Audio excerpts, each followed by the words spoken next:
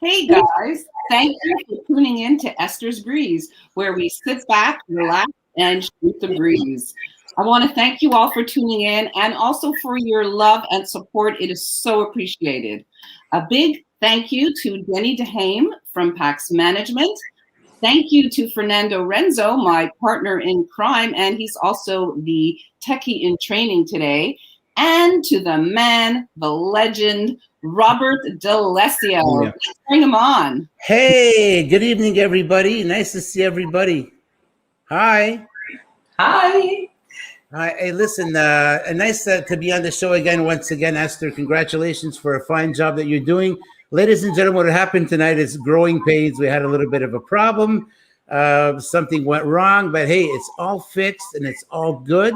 And Esther, I'm just so proud of you. You are amazing. You're just a great podcaster. Growing pains, but listen, it's part of the job. And you also have an amazing guest on the show tonight. Congratulations. Welcome to the show, Teresa. Thank you so much. So, look, I don't want to take up too much time over here. I just want to invite the audience, ladies and gentlemen, please feel free to subscribe to the Esther's Breeze channel on YouTube. Also, Bobby's Short Shorts. You want to subscribe to these channels. You want to go check things out. You want to give some comments and thumbs up, subscribe, and hit the notification bell. Ladies and gentlemen, you're in for an absolutely exciting show. Esther? Yes. I'm going to give you a formal introduction. Oh my goodness, I'm so excited. Ladies and gentlemen, from Montreal, Quebec, Canada, the host of Esther's Breeze, Esther Berzinski. Yay! Thank you so much. Hey, Teresa. I'm just going to give you an introduction about you. Oh, thank you. Yeah. Teresa is a producer, writer, filmmaker, and actor.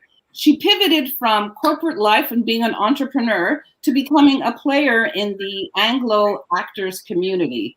And this all happened in midlife. And this is an example of one of my favorite mottos: my age is not my cage. Again, this is another inspirational story. And I really want you guys to sit back and watch some of this woman's wonderful work.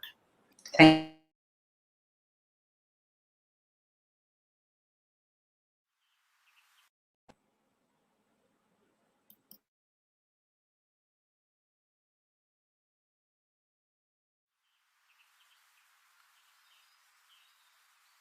Come on, don't leave us.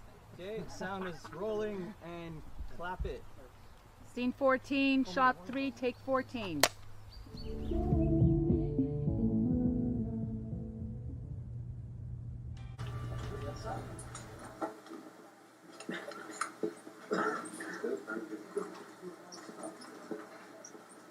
Excuse me. Can I help you? Yeah, I'm looking for a doctor named Liam. Dr. Bernard to the emergency desk. Dr. Bernard to the emergency desk, please. You have a visitor. Seriously? Yes. It's unfortunate how quickly time passes by. Here, let me take you to our senior aisle.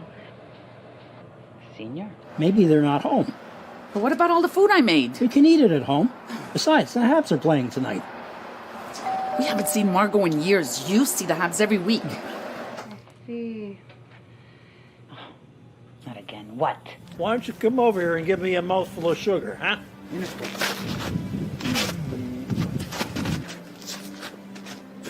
Tell nobody. I don't plan on it. Ever since that one fine day in the alleyway, these guys haunt my dreams. It's getting frizzy back here, and you know what? I see a bulge. What? There. Where? No. Oh, it's okay. hang on. It's okay. We're gonna work with what we got. Okay? Pish posh, we're all friends around here. Oh, Margot! Oh, come and see your favorite neighbors.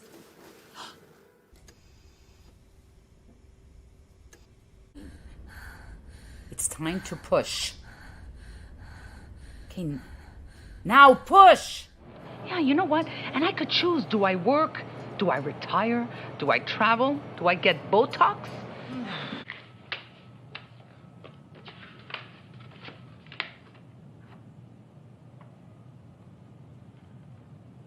Yeah, me too. Hey, me too. Yeah, shirts off, everyone. Kiss 14, shot 3, take 15.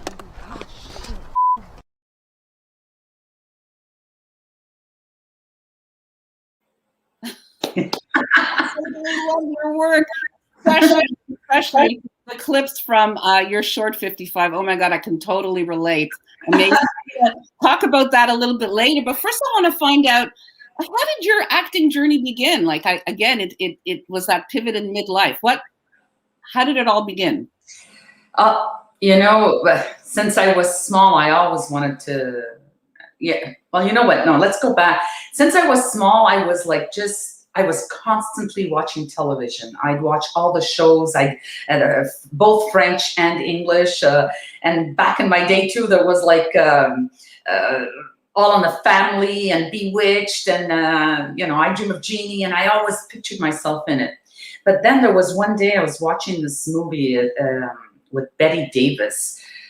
And that movie just like, oh my God, I said, oh, that's what I want to do. That's my future. That's what I want to do. So I always wanted to do it, but life took me elsewhere, you know, and so I did other things until I came back to it a few years ago.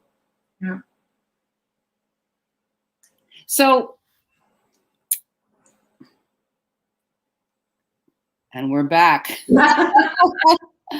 So, to the actual part of the journey where you were able to get an agent and start going on auditioning, how did that all come about? Yeah, you know, when we were talking about Betty Davis and everything,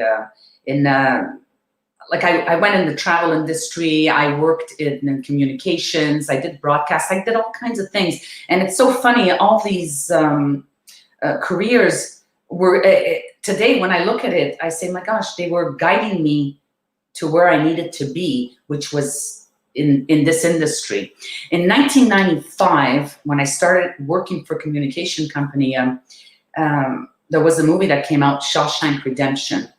And all of a sudden, the itch came back, and I said, oh my God, this is my all-time favorite movie. And I says, I need to be part of it. I need to go back into this world. So I didn't actually do much to get in, but I knew that there was something brewing in it, you know?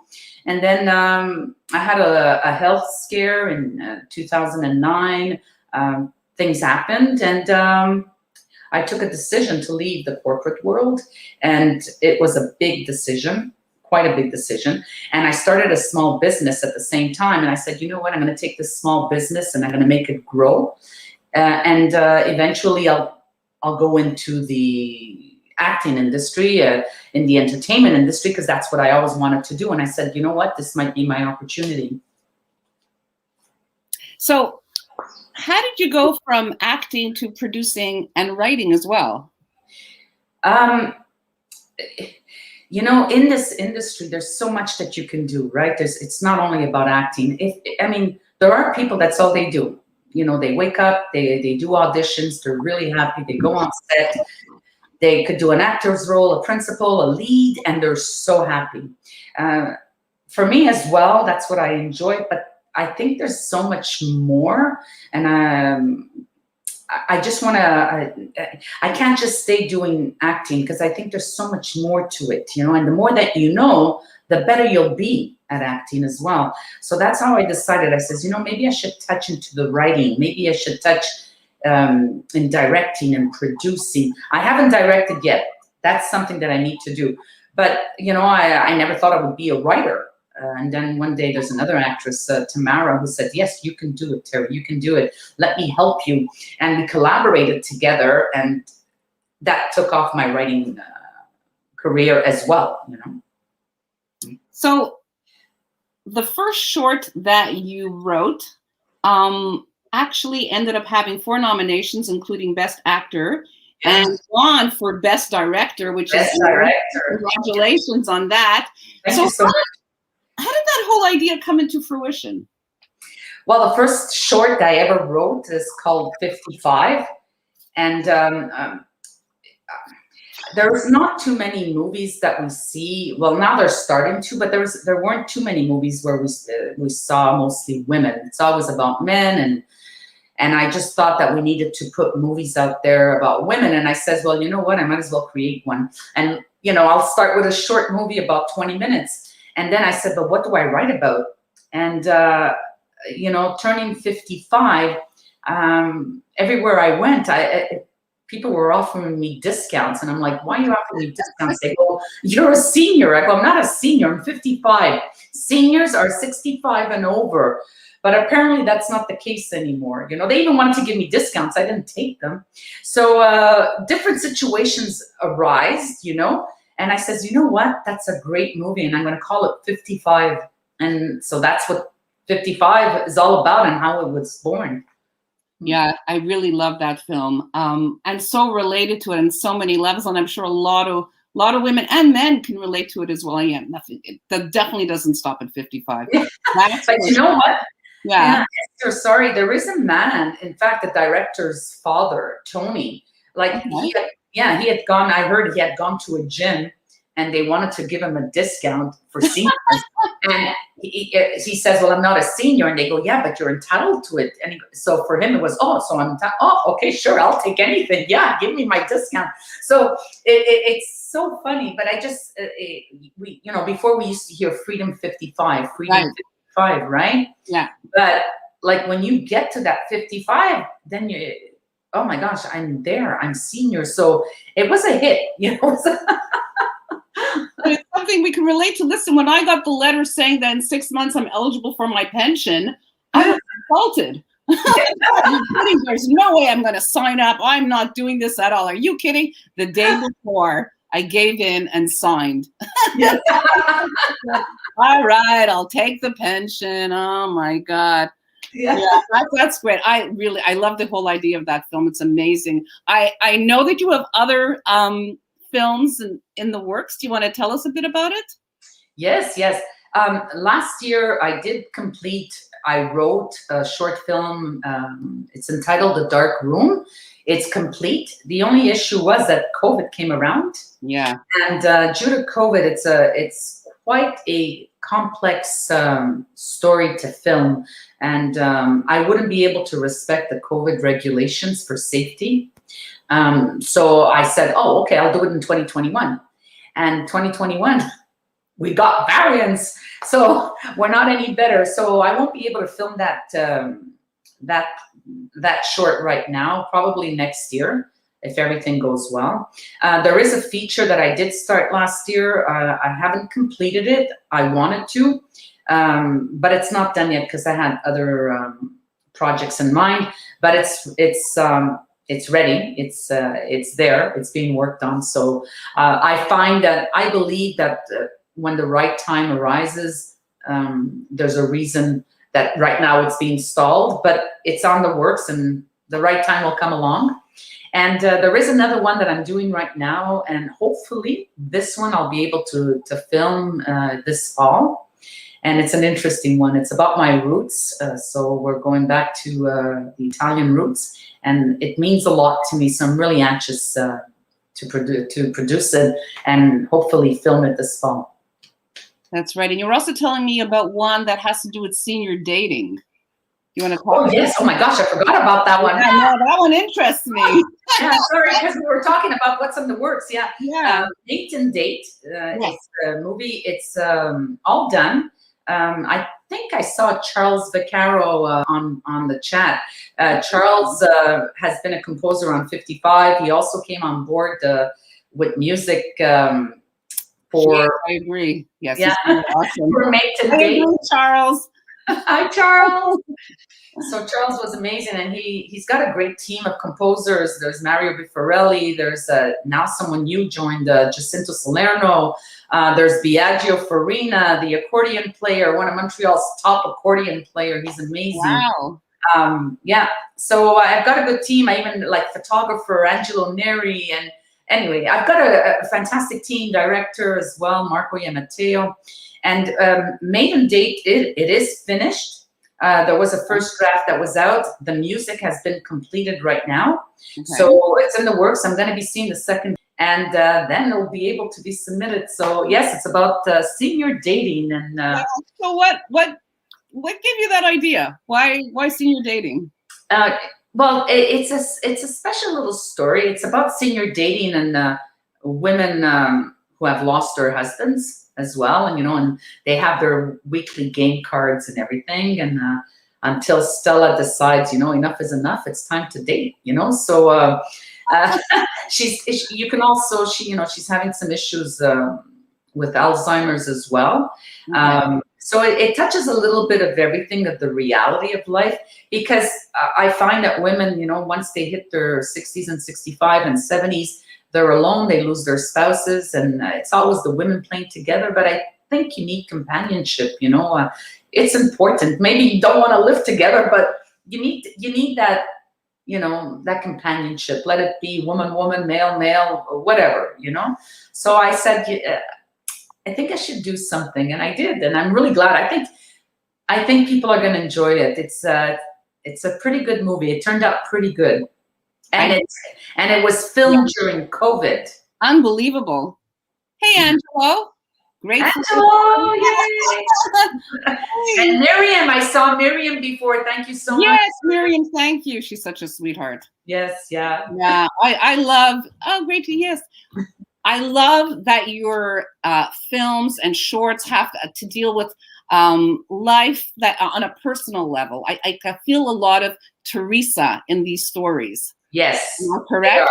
There are a lot of Teresa in this story. Yeah. Yeah. I love that. It really shows. It really, they're very.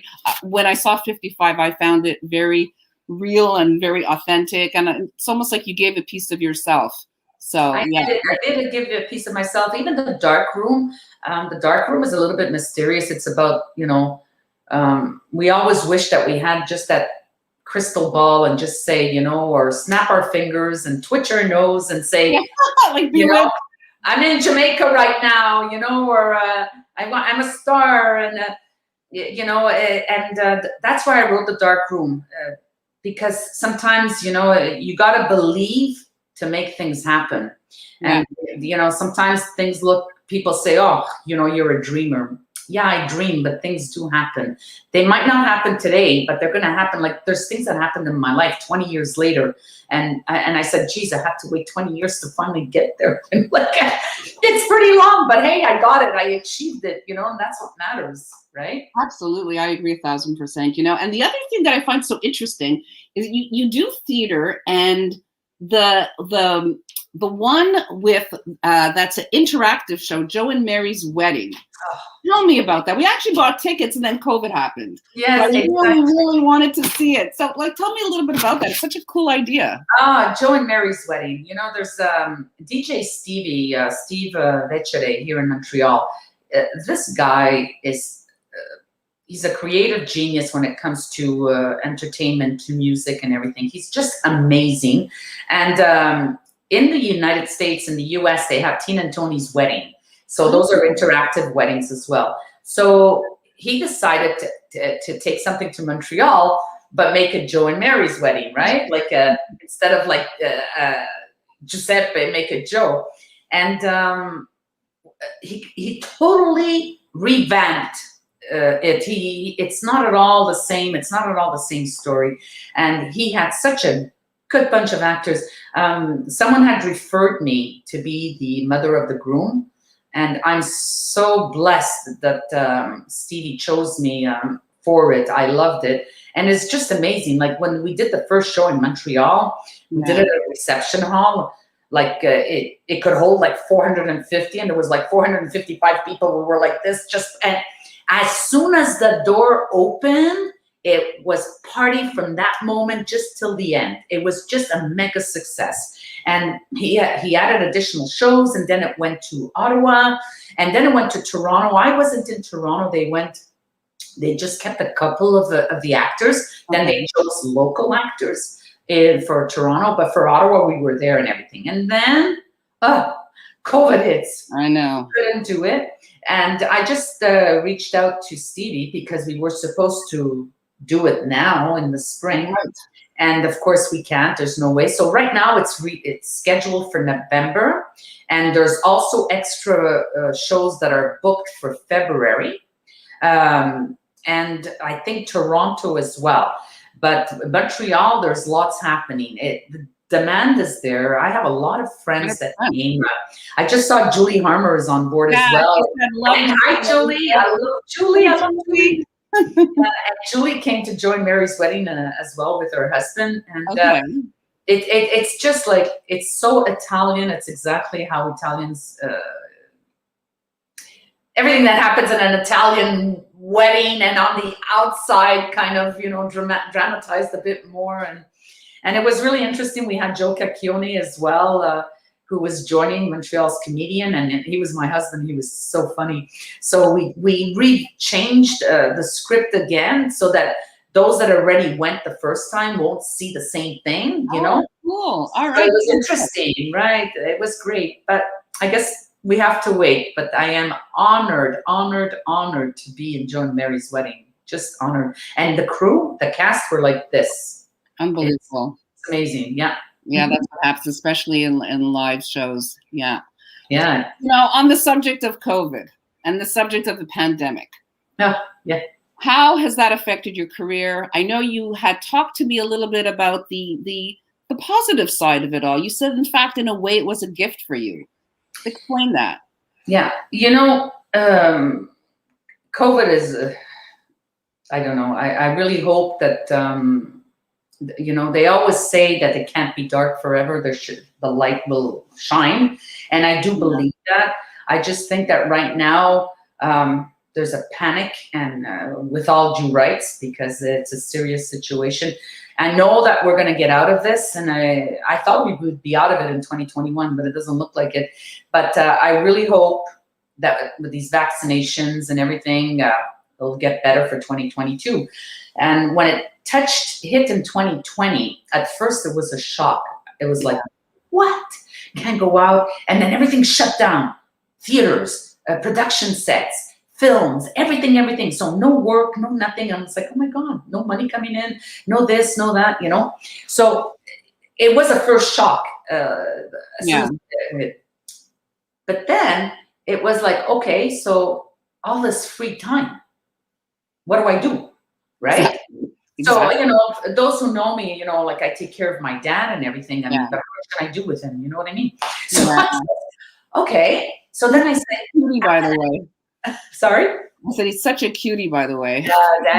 Yeah. And then I said, so I'm going to take this time and invest in me. And there was a lot of generous coaches and mentors that were offering free classes. One of them is Josa from Montreal's School of Performing Arts. And there's so many. And I said, you know what? I'm going to do it. So I took classes, workshops. I took healing classes for myself. I wrote The Dark Room. I started writing my feature. I had all kinds of things in mind for other movies, you know, taking notes. I was networking. I meditated, learned how to meditate. I never meditated in my life. I started, I'm very I'm spiritual in my own ways, you know. So I would always say, you know, I'm grateful for this and I'm grateful for that, which I am. But then I said, you know what, I need to write it, because when you write it, there's that magic that happens between the pen and paper. So I started my gratitude book, and then I was speaking to Patricia Chica. She does Chi Energy. She's a director, and I says, you know what, why don't you do like a Chi Energy, like very economical, $10 a class, and just on different chakras every day. And she did. So we got a whole bunch of people on board. Julie was one of them as well. And we learned some extra things from her as well. So I started journaling, which I never journal. It's not something I enjoy doing because I don't have time, but I do a little bit of it and I'm satisfied, you know? So I started doing that. I started looking for ways like fear of driving and stuff like that. And I went online, started Googling fear of driving, and I really, I got fear. Ask Fernando.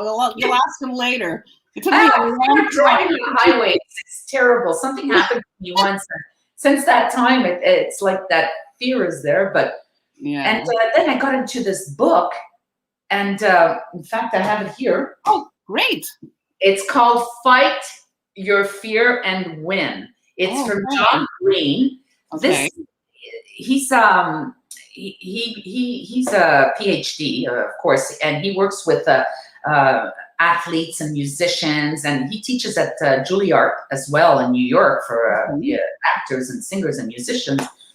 And when I got then I went on YouTube and I was writing fear, and then I saw a tape on some of his exercise. I says, okay, it's a sign. So I ordered his book. Not only this book, I ordered tons of books. Yeah. And I read it like in 2 days. And I did his exercises. There's 7 skills of your profile, and some of them are energy and motivation and performance and perspective. And you actually get to see where your strengths are and where your weaknesses are. This was a 2020 COVID winner. So if anybody, I really, you got to do it, because there's 21-day exercises and everything. And I did my 21 days. I need to do it more, but this is a great book. If anybody really, it's not expensive and it's really worth it. If there is any fears sometimes that we have, this is really good, Yeah, actually, fear is a very good subject during the pandemic. I think a lot of us suffered from that. And in fact, having all these online classes available were definitely a godsend. Oh my God. Yeah. Yeah. It was, I got to meet, Casting Workbook was giving free workshops. You got to meet talent agents. You got to meet directors. Okay, a lot of them don't touch us because they're not in Quebec. They're not in Montreal. They're either in the States or they're in out west. But just the subjects, just the topics, you take some and you leave some. It was just amazing. So for me, 2020, there were a couple of obstacles. There were a couple of obstacles, but the rest for me, it was a blessing. It really, whatever I was not able to do in 5 years, I did it all in 2020. Yeah, it gave us the time. There's a lot of networking. I experienced the same thing. I met a lot of people I would never have met, including Robert D'Alessio. Yeah, me too. That's when I met Robert as well. And I got closer with you as well. Yes. We knew each other before. Yeah. So, I just think, and Ed, I also find it brought a lot of people close together, Yeah, I agree. And it really helped a lot of people get closer together. And and the Zoom too, for someone who had issues doing auditions, if you go to an audition room, you get nervous, your nerves kick in. I worked on that, and having the capability of doing self-tapes, oh my God, for everyone who had audition nerves, it's a gift.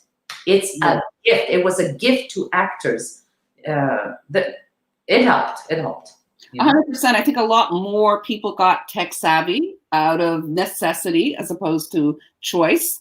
Yeah. And so there's self-tape and Zoom auditions as well. I don't know if you experienced that.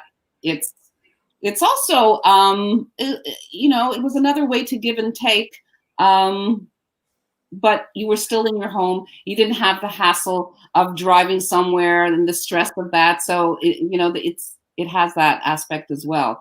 Oh, it's amazing. Yeah.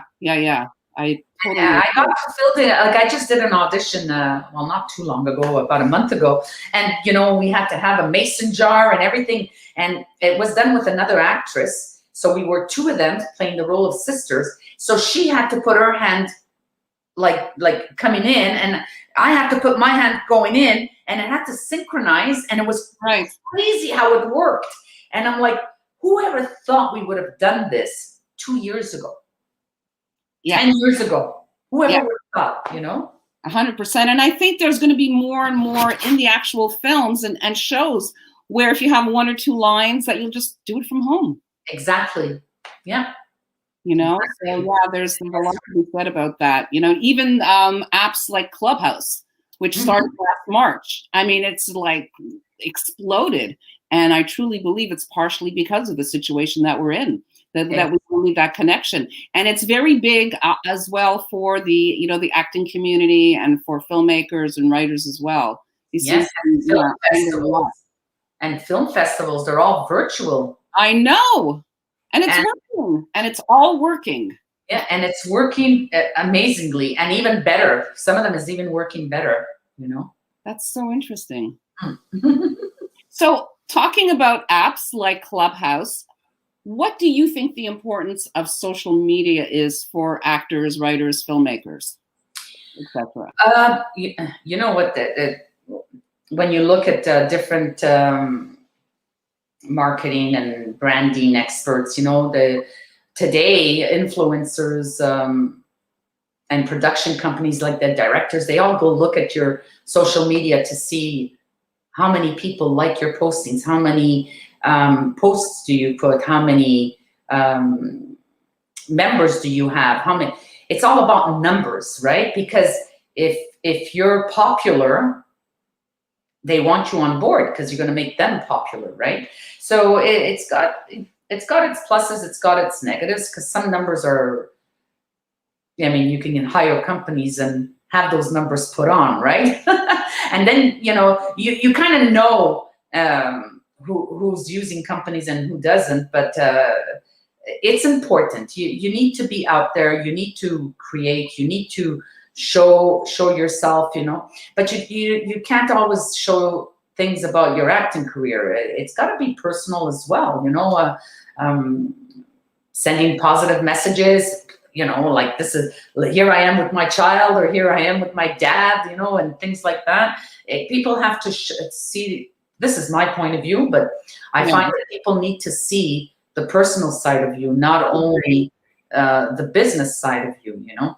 And it can't always be me, you know. Hey, look at me, look at me, look at me. It can't always be like that, you know. I mean, they know you, they know what you are, and you can't post every second, you know. There are people that do, because they're entertainments. And you had Nir Gazinski on your podcast.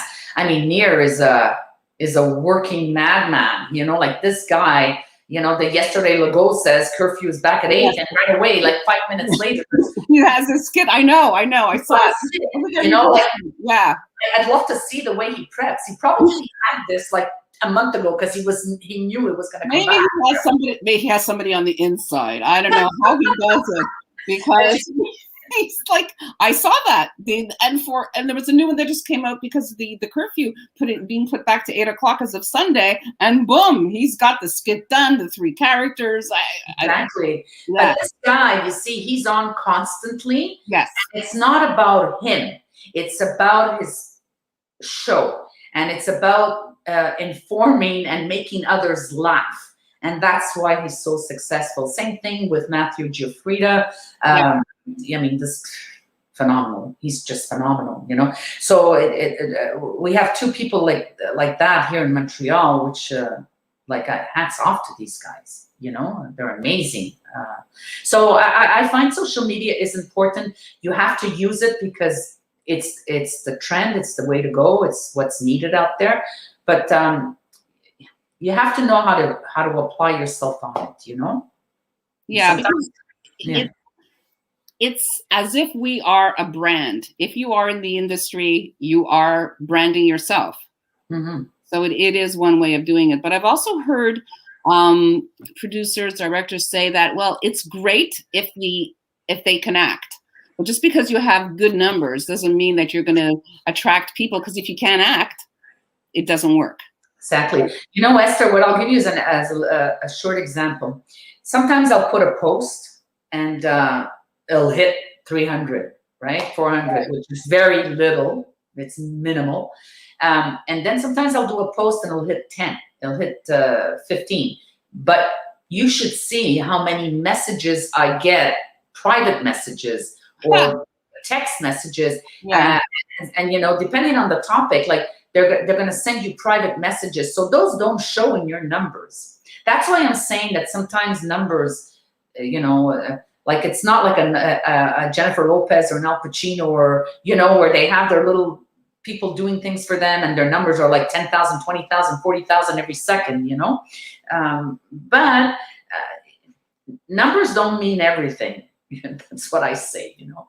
As long as there's a respect and your material that you're putting on is done with respect, and it's not always about you. You gotta think of others as well, and you know, to me, that's important. Yeah, and sometimes if you have a strong following, is to use it for good as well. Exactly. Yeah, that it shouldn't just be all about yourself. There is definitely a lot of positive in the industry, but there's also the dark side. Mm-hmm. You and I have discussed that a little bit. Dealing with ego and competition and hidden agendas. How do you feel about that? What's your take on it? Whew. I know it's a toughie. Sorry.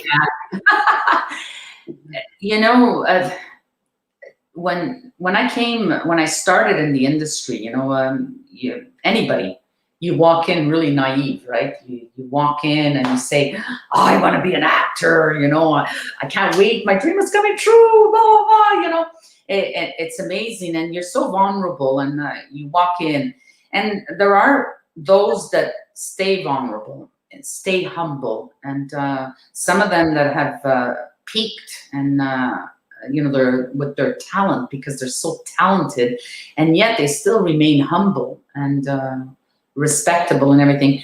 And then you have those that it's all about me, right? And if you tell them anything, it's like, oh my God, you hurt me? Hey, you're talking to me? Wait, whoa, it's delicate. You're walking on a thin line with that. There's a lot of competition. There's not a lot of work. There is, but there's not a lot of work for everyone. No. So sometimes you're auditioning a one-liner for an actor role, and there's like 200 people that are auditioning for a role where you have to say, can you please leave? That's all you have to say. And there's like 200, 300 people auditioning for the same thing. And producer or director or whoever is going to choose who they want. It could be by race. It could be by height. It could be by weight. It could be by age, So it's like trying to win the 649. You know what I mean? Yeah. And so competition is there. And I go to auditions and I just walk in and I sit there and I go and I do my thing with all respect, and I don't look at. I used to go in, I used to talk to everybody, and I would help them. I'd be in the audition room and I would go, oh, if you wanna, we're going for the same role, and I would volunteer to help them. They're not helping me, but I would volunteer to help them. And then by the end, when they called me, I'd walk in and it was like I forgot my line, like I wasn't in character anymore, and then I didn't get the role, right? But I was happy for whoever got it. And it happened like one of them, somebody that I know, she got the role, and I was so happy for her. And, like I messaged them and I'm like, yay, yay, yay, hands off, yeah, and everything. And for me, that's important. Working together, and like, Esther, if you get something like, oh my God, I'm so happy for you. Like I'll call you, I'll text you, I'll message you to any actor. Like for me, it's important. Or if somebody is doing classes and I find the classes are good, like I'll share, I'll let everybody know about them, and if it's important. Not everybody does that. Yeah, I know. It's for what reason, but that's not only in this industry, it's in everything. And I find it's sad, because I think we all need each other, because you never know. You never know, you know? And you've always been very, very supportive. You have been. You've cheered everybody on. You've cheered me on. And it shows you're known to have a heart of gold. You really do. Oh, thank you. No, but it's just that I think it's important. I want to help as much as I can, and I support people. Sometimes I go to workshops. I audited some classes, and I sat there and I could see. I remember once there was an actor there. He was so nervous. I'm like, you can do it, don't worry, And then I help them. Like I send them messages, and I say, you know what, there's a new class. I think you need to go to this class. It's going to help you. And they go, oh, okay. Even freebies. Like I send messages to everybody. People send me messengers, private messages, and I forward them to everybody. Like I think it's important. And that's right. And that's where you stay humble and you help. I take it that way, and I really hope that everybody does. Yeah, she is a very generous collaborator, 100%. Always has. Listen, I called you. I had all these questions. You remember? I kept you on the phone for hours. You were so cool. You were so generous, so helpful, and you were real. You said, Yeah. "Listen, Esther, you got to stop, blah, blah, blah, blah. You gotta get real. This is not going to happen to you. This will happen to you. It's unbelievable." Yeah, so it was, and I listened to you. Everything you said was true, and it meant so much because a lot of people don't take the time to do that. Yeah. They really don't. And another thing too, Esther, it's very important. Sometimes, you know, I know way back, it's very hard to accept criticism when somebody gives you criticism. You know, it's hard. It's hard on your ego. For those who have ego, it's hard. It's hard to take. But you know what? Once you understand what the criticism is, and it's there to guide you and bring you to the right path, to improve, to, you know, to push you to get better, to push you to get up, and that's the best gift. And it's not easy. It's not something easy to take. And in this business, you know how many times no. Yes, I've never been rejected so much in my life. Yeah. How do you handle that? All the rejection. I mean, I mean, for voiceover, I got 40 rejections before I got my first voiceover. Yeah. It's a lot. How do you deal with all the rejection? Yeah, it's hard. It's hard on the morale. It's hard on you know, at one point I was like, I'm going to give up, you know, and then I said, no, you know, there's got to be a reason. You have to look at why you're getting all these no's. And sometimes it's because you have no control over it. And sometimes you do, you know, look, if you messed up in your audition, you can't blame anybody. You got to work on yourself, right? So, and improve classes, you know, you can't just take one workshop and say, I'm an actor. Yeah. You need to continuously work and do classes. And if you can't afford a class, you know, there's a lot of free information online that you can practice on, you know, read books, you know, do so many things that self-tape yourself, you know, practice, you know, videotape yourself. I mean, I'm alone, so I tape my voices, you know, and so that's my reader type of thing, you know, it's a challenge. Yeah. So what would you tell someone, an aspiring actor out there, somebody who wants to get into the business, what advice would you have for them? Wow, do it. Yeah, do it. But stay humble, and before you go and spend money on all kinds of stuff and get out there and like take your training, do your training, and yeah, do a lot of training before you even attempt to like do your training, do a lot of non-union films and shorts, you know, like do all that before you attempt to go and audition, you know, with casting directors. I think so anyway, because I know that I went on a couple of auditions where I think maybe I wasn't ready, you know. Sometimes it could hurt you. You know, it probably hurt me at the beginning, but that's okay. You know, I learned from it, and hopefully the doors will reopen again, you know, and I think they have. But yeah, I would say to someone, you need to do it, but you got to take your classes and prepare yourself, you know, prepare yourself and try to stay humble, try to stay human, you know. Yeah. Yeah. And also do student films too. Yes. That's, yeah. You got to do student films, non-union films, you know, practice, you know, and once you feel comfortable, and can I just give you a quick story? Yeah. I remember when I left the corporate world, I had a small business, and I had a client.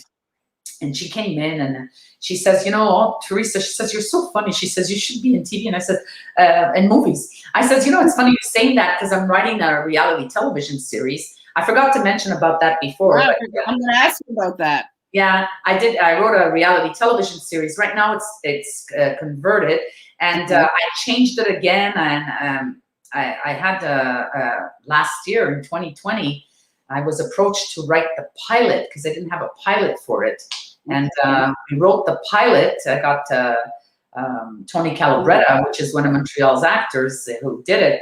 And so we're going places. But anyway, I remember she says, "Oh, I know an agent. They're looking for someone that's Italian for a commercial."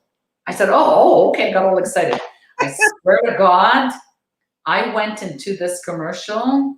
I had taken a class with Susanna Lanier, and I thought I was the best. But you had one class under your belt. One class, and I slated. I knew how to slate. You know what that meant. Whoa. So I get to this commercial. I get to this commercial. I'm non-union. I sign in. You know, I get in. I see the two guys. I go, "Hey, how are you?" You know, and like they're looking at me like, "Where's she coming from?" So I went. They told me to scream. They told me to slam. I did all I had to do. And then normally when you do a commercial, you know, you say, or any audition, you say, "Thank you very much." You don't ask questions. You don't say anything. You just say, "Thank you very much," and you leave happily. You know, if you messed up or whatever. No, what do? "Hey, so what's up? So what are we doing now?" You know, like, "How did you like what I did?" And they're looking at me. And so one guy is saying, "We like you." "Yeah, you know, I like her." And the guy goes, "Yeah, but she's not union," you know, and they're talking. And I'm going, "Yeah, but it doesn't matter. Well, give me a chance." And I'm like, what the hell? And like, they're looking at me. And I'm like, yeah, just give me a chance. Just book me, you know. And I went out, I signed out, I called my agent, I go, "Oh my God, they love me. I'm booked." You know? I went there so blindfolded. And I mean, if having that kind of attitude today would be amazing. I mean, not that, you know, like, "Hey, what's happening?" type of thing, but it's almost like ignorance is bliss. It's almost, yes, you know, it's like, I'll never forget that moment. I'll never forget that moment. It was unbelievable. Yeah. I love that story. You should make a short about that. Yeah. Just to say I didn't book it, but I wouldn't have been able to book it anyway because for commercials, they have to book union. I mean, they really have to find no union at all to really go non-union. So that my chances were very slim, but it was a great experience. And I slated. You did. But you slayed that slate. Yeah, when the director says, "You're going to slate," no, he didn't even say that. He said, "Could you slate?" Like, I think he knew, right? I go, "Of course I can slate." You know, so yeah, hi, my name is Teresa Picciano, you know, Bellini talent. And yeah, by the way, guys, those who are not in the industry, when you slate is when you introduce yourself. Right, yeah. Your name, your height, your agent, you know, and the role that you're auditioning for. Right. Different slatings, but mostly, yeah. So that was that was the best. That's hilarious. I love that story. Please make a movie about it, a short something, an episode. I don't know, reality. Let's follow people around and on their auditions. Make it a reality show. Yeah. First, folks. Oh, Teresa, what does the future hold? For me? Yeah. For you. Of course, for you. Yeah. Well, look, I'm working a lot on me. I'm working a lot on finishing these movies. I definitely want to complete this feature film. This is a big goal for me. I don't know how I'm gonna do this. You know, I've never requested grants before. Grants are very difficult to get. So I'm gonna have to find a way to work around that, because that's a goal of mine. This feature film. I had spoken to a consultant once, and she said, "Drop everything and do this." And I haven't done it. So there's a reason for that. I believe that there's a reason for it. So that's something I want to do. And I also want to do, I love theater, and I also want to do a play. There's some very talented people. I saw Tina Mancini on before. Yeah, I saw her name as well. She's amazing. She's the epiphany of keeping the Italian community here when it comes to theater. And I can tell you something, that if I do anything in theater, because that's what I want to do in Italian, she's definitely part of it if she's willing to come on board. So I really want to do something in Italian. That's amazing. Yeah, for a play, you know, in theater, definitely. Yeah, that's amazing. So this chat has been incredible. I had the best time. Are we finished? Wow! This is just us chit-chatting, which is what it's supposed to be about, right? Shooting the breeze. Yeah. You're amazing. Thank you so much, Esther, for thinking of me and having me Of course. on board. You know, you're someone that has a heart of gold as well. You're supporting everybody, and I'd like to thank everyone that came to listen. Yes, I will also listen later on. Yes. But for me, that means a lot. You have a lot of fans, Teresa. You do. They were all here for you. But I mean, they're without them, I'm nobody. So, you know, and I'm always there to help everyone as well, you know. So, yeah, that's true. You do have a heart of gold. Thank you so much for being here. I loved every moment, and I hope to have you back. Oh, thank you so much, Esther. Thank you. I die to come back. Yes. Okay, yay. All right, good night, guys. Thank you so much for tuning in. Next week, we have a bit of a surprise. I'm not going to tell you. I'm going to post about it. Thank you, everybody. Thank you so much. Good night.